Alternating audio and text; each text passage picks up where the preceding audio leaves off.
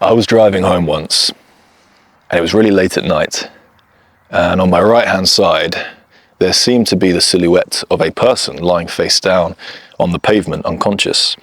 And I remember thinking to myself, there's no way that can be a person. It just can't.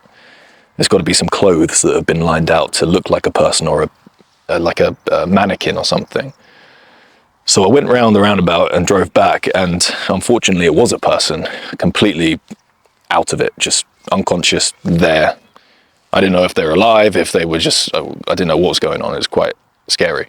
But I pulled over, jumped out, ran over, and started shaking the guy and slapping him in the face.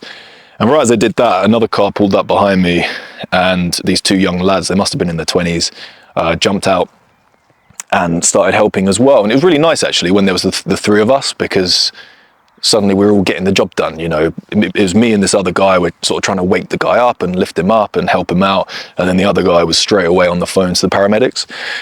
And this guy starts coming round, but he's clearly hit his head because there's blood everywhere, blood all around him. But he really smelt as well. So I could tell he hadn't showered for a long time. And I didn't really know what this guy's deal was going to be. I didn't know if it was going to be fun, friendly, dangerous. I didn't know. But it turned out that he was actually a great guy.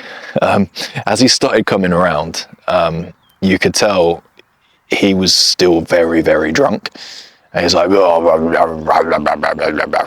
just chatting gibberish to start with. And what's the matter? What's the matter? What you do? Don't touch me. It was kind of like that at first. And I went, no, mate, sorry, I don't mean to upset you. My name's George. You seem to have fallen over. You've hit your head. We just wanted to know if you're okay. And he went, oh, yeah, lovely. Yeah, no, I'm lovely, mate. Yeah, no, thank you so much for checking it. I know. Do you know what? I'm bloody brilliant. I had a lovely night, and I've had a drink. I've had a drink, all right? Yeah. Oh, I'm not gonna lie to you, boys. I had a drink. I had a few whiskies, and I tell you what, you two boys look like you might have some whiskey on you. Why don't you give old Jim some whiskey? And I was like, okay, hang on, Jim. It seems like you've had enough drink for one night. We want to get you home. We want to make sure that you're safe. We want to get your head treated. Nah, no, I've had worse than this before. I used to be a fighter back in the day, me. Oh yeah, old Jim used to be a right fighter. Kept referring to himself in third person, which was really funny. And I was like, okay, so I'm George, you're Jim. Jim, do you know what your full name is? Nah, never bothered with last names, me. Nah, I'm just Jim. And I was like, okay. I said, do you know what the date is today? Do you know what you have at breakfast this morning?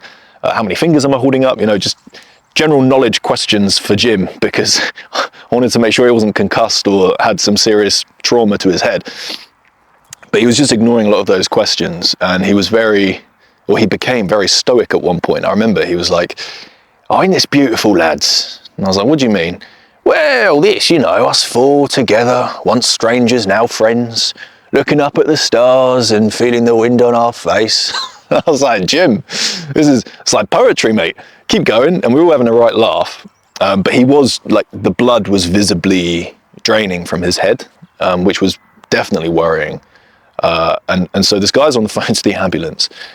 And then luckily, as chance or fate would have it, a police car was driving past, and they saw three guys around a man on the floor covered in blood. So they pulled over straight away, and they got out and they were like, oh my goodness, what seems to be the problem here?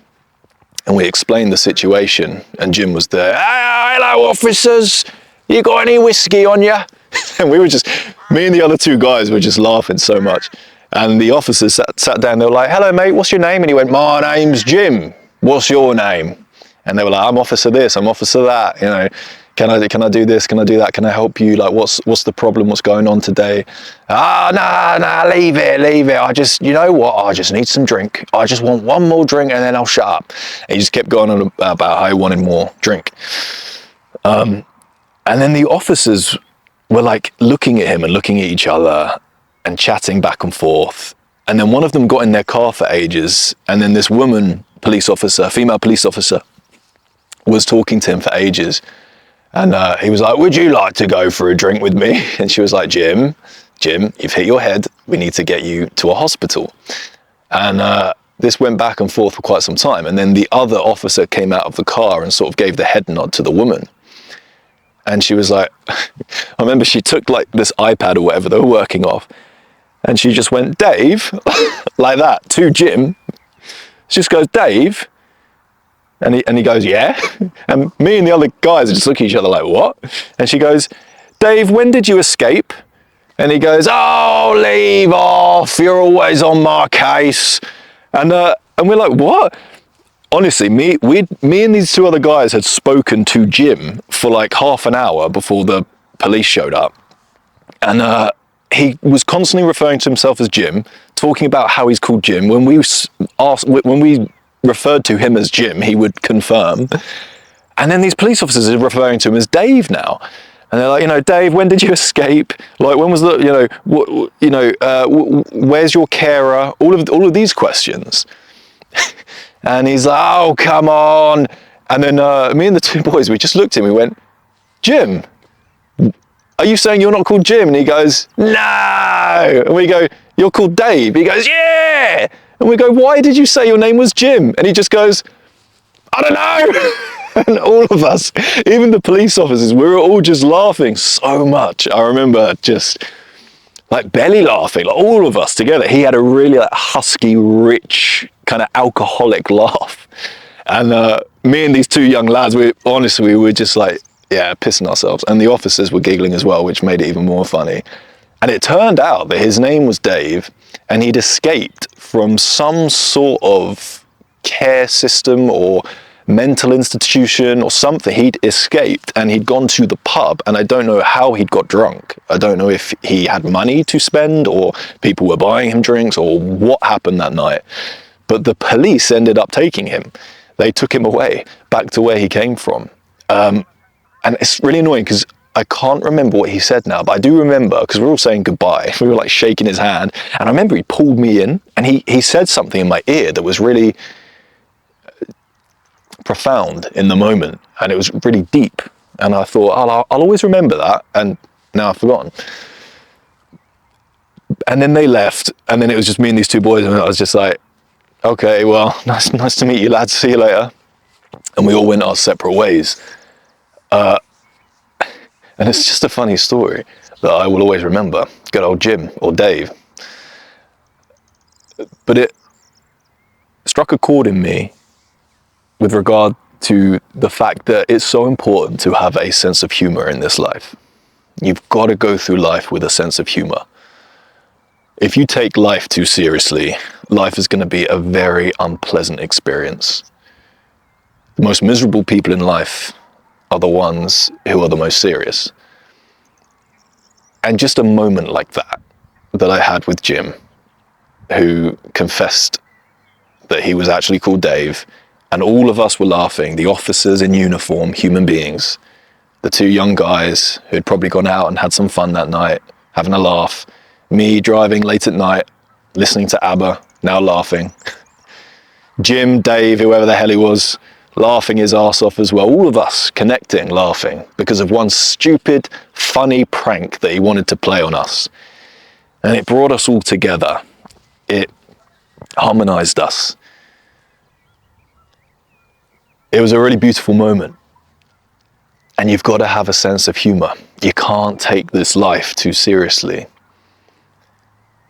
Children are a fantastic example of this. If I fall over or do something silly, a child will laugh at me, not in a menacing, nasty way, but in a genuine, that was funny, because it was unexpected. And life is wonderful when it's full of wonder. Life is wonderful when it is full of the unexpected. And when you laugh at the unexpected, life becomes so magical.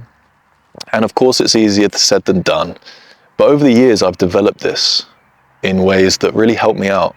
Normally, when something bad happens, I would be very quick to feel bad for myself, feel sorry for myself, want to play the role of the victim in society. But now I try and flip it.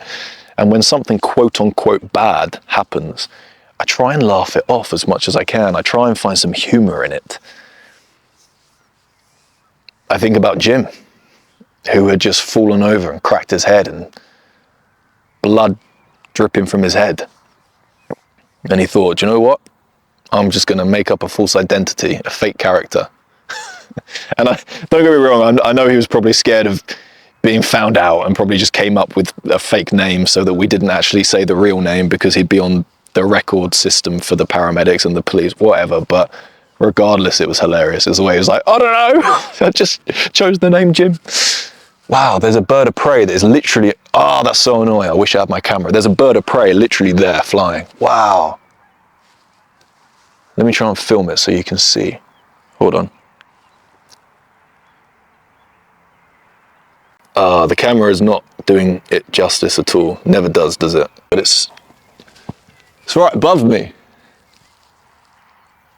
Wow. That's right above me. Sorry.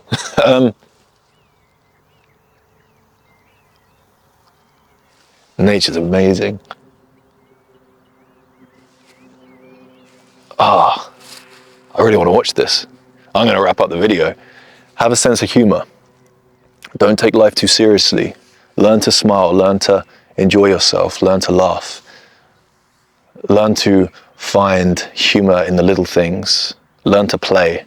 Learn to dance again like a child would through your journey through life, because it's going to make everything so much more enjoyable, so much more pleasurable, and so much more